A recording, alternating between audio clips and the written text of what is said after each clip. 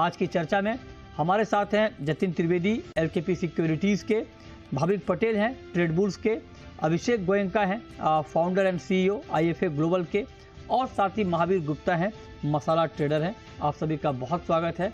अब जतिन जी, मैं आपसे जानना चाहता हूं, रुपया अगर जिस तरह से ऑल टाइम लो पर है और 86 तक जाने की संभावना है, तो क्या गोल्ड को एमसीएक्स पर कुछ सपोर्ट मिलेगा इससे? और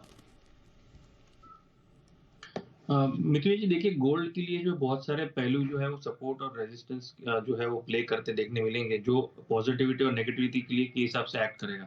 एक तरफ से हम देखेंगे कि डॉलर इंडेक्स जो है वो नेगेटिविटी का रिएक्शन देता है गोल्ड के लिए, लेकिन साथ ही साथ में रुपया जो है कमजोर होता है डॉलर इंडेक्स के कारण, तो उससे घरेलू बाजार में गोल्ड को सपोर्ट मिल जाता है। दूसरा, कहीं ना कहीं ये जो क्रिप्टो करेंसी की जो हाइप है वो मुझे लग रहा है नेक्स्ट 2 हफ्ते के लिए, जब तक ट्रम्प साहब अपनी गद्दी नहीं संभालते तब तक ये आपको साइडवेज लगेगा। तो इस कारण से 2 हफ्ते तक मुझे लग रहा है एटलीस्ट आपको गोल्ड जो है वो कहीं न कहीं थोड़ा पॉजिटिविटी के साथ ही ट्रेड करते हुए देखने मिलना चाहिए। नए साल की जो शुरुआत होगी वो मुझे लग रहा है गोल्ड के लिए थोड़ी बेहतरीन होनी चाहिए। जिस तरह से मार्केट ने रिएक्शन दिया है रुपए की जो अभी ड्रॉप आई है, उसके कारण से घरेलू बाजार में एक सपोर्ट मिला है गोल्ड को, और साथ ही साथ में जो कॉमेक्स में जो एक प्रॉफिट बुकिंग रही है वो भी कहीं न कहीं धीमी गति भी हो गई है और कहीं न कहीं थोड़ा रिवाइवल चल रहा है। सो गोल्ड मुझे लग रहा है for the next couple of weeks इसको एक पॉजिटिव व्यू से लेना चाहिए। स्पेशली जब अभी नेक्स्ट वीक में जो डेटा आएंगे, फर्स्ट वीक में इंपॉर्टेंट डेटा अनएम्प्लॉयमेंट के और नॉन फार्म पेरोल के डेटा, उसके बाद आउटलुक थोड़ा सा चेंज हो सकता है, लेकिन उसमें भी देरी है। तो जब तक वो डेटा नहीं फ्लैश होते तब तक इसको व्यू पॉइंट पॉजिटिव लीजिए।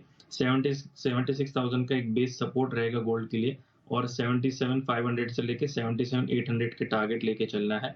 थोड़ा सा स्विंग ट्रेड के हिसाब से मैं व्यू पॉइंट दे रहा हूँ कि 78 तक के टारगेट रखिए। बार एंड डिप्स का मार्केट है, 76,600 एक बेहतरीन लेवल होगा एंटर करने के लिए बाइंग साइड के लिए। ओके, ठीक है, तो इस पर आप नज़र रखिए कि डॉलर रुपये में करना क्या है। 85.51 का लेवल है अभी रुपए का।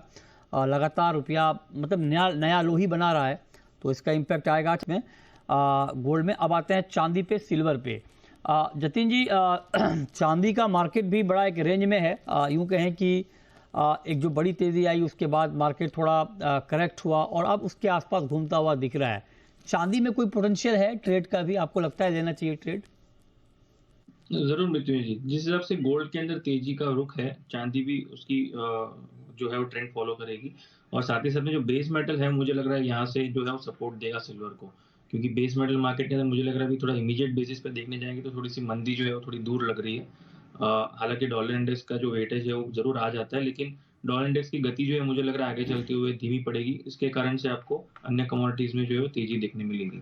सिल्वर की लेवल्स की अगर मैं बात कर लूँ तो 89,500 एक इम्पोर्टेंट सपोर्ट रहेगा आज के दिन के हिसाब से। 89,900 से 89,800 के बीच में बाय करना इंटरडे ट्रेडर्स के लिए सलाह रहेगी। 100-150 पॉइंट की गिरावट आ जाती है तो आप एंटर करके चल सकते हैं।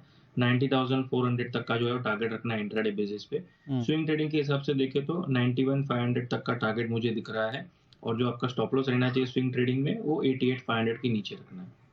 अच्छा जी, तो इस पर भी आप नज़र रखिए। 89,921 ये एमसीएक्स पर चांदी का भाव है, इस पर आप नज़र रखें। और 91,500 का टारगेट आप दे रहे हैं। 90,400, 91,500 दो टारगेट यहाँ पर आपको दिए जा रहे हैं सिल्वर में। इस पर आप नज़र रखिए कि आपको करना क्या है। मसालों पर जतिन आपकी जगह मेटल पे, जतिन जी आपका क्या व्यू है? बेस मेटल्स में आपको लगता है ट्रेड के लिए कुछ गुंजाइश है अभी? जी जरूर मिथुन जी, कि जिस हिसाब से बेस मेटल का मार्केट जो थोड़ा सा साइडवेज होने के बाद अब एक फॉर्मेशन बन चुका है, और यहाँ पर कॉपर जो है वो टॉप पिक में रहा था। कॉपर मुझे लग रहा है 800 का लेवल जो है अभी ब्रेक नहीं करेगा, और आपको 820 तक की जो जर्नी वो देखने मिल सकेगी। अच्छा खासा जो लेवल है एंट्री के लिए वो है अराउंड अबाउट डे ट्रेडर्स के हिसाब से मैं बोलूँ तो 806 से 805 के बीच में। जो स्विंग ट्रेडिंग करते हैं वो यहाँ पर ले सकते हैं। थोड़ा सा डिप मिले थोड़ा और ऐड कीजिए 805 के आसपास। 800 के नीचे जो है ओवरऑल आपको स्टॉप लॉस मेंटेन करके चलना है, और हायर साइड पे 820 825 के टारगेट्स रखने हैं। डे ट्रेडर्स 814 से 815 के टारगेट रखें। डॉलर इंडेक्स में जो तेजी है फिर भी थोड़ा सा बेस मेटल को यहाँ से सपोर्ट मिल रहा है, और अब थोड़ा सा साइडवेज मोमेंटम के बाद एक अच्छी रैली के लिए तैयार लग रहे हैं। एल्यूमिनियम दूसरा पिक रहेगा 238 के स्टॉप लॉस के साथ में 241.50 के आसपास लेना है, और हायर साइड में 245 से लेकर 246 का टारगेट रखना है। जनवरी कॉन्ट्रैक्ट की बात कर रहा हूँ मैं दोनों को ही। ओके, ठीक है, तो इस पे आप नज़र रखिए कि मेटल में आपके लिए कहाँ पर ट्रेड के मौके बनेंगे। जतिन जी क्विकली आप कुछ ऐड करना चाहेंगे इसमें? नहीं, मुझे मेरा एग्री मार्केट में कोई व्यू पॉइंट नहीं रहेगा इस समय। सर ये जतिन जी, एनजी में क्या करना चाहिए? एनजी में जैसे मैंने बताया कि मार्केट जो है वो थोड़ा-सा अच्छा-सा रिकवरी दे चुका है, क्योंकि नया कॉन्ट्रैक्ट जो है वो डिस्काउंट में भी अवेलेबल है। तो यहाँ पर बाइंग मोमेंटम जो मुझे लग रहा है और कंटिन्यूड रहना चाहिए। 285 का इमीडिएट सपोर्ट है और ओवरऑल सपोर्ट 280 का रहेगा। जो भी स्विंग ट्रेडिंग पोजीशन लेते हैं अपनी, वो 280 के नीचे अपना स्टॉप लॉस रखें।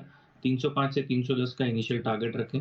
और अगर जो ये विंटर सेशन का जो अभी दौर चल रहा है उसमें प्लान आउट हुआ बराबर से लेवल वाइज, तो 320 से 325 तक के भी टारगेट जनवरी में आराम से आसानी से आपको देखने मिल सकते हैं। ओके, चलिए बहुत शुक्रिया जतिन जी आपका, और शुक्रिया भाविक जी आपका भी हमारे साथ जुड़ने के लिए, बताने के लिए कहाँ पर ट्रेड के मौके बनेंगे। तो फिलहाल इस शो में इतना ही, छोटा सा ब्रेक के बाद भी खबरें जारी हैं। नमस्कार।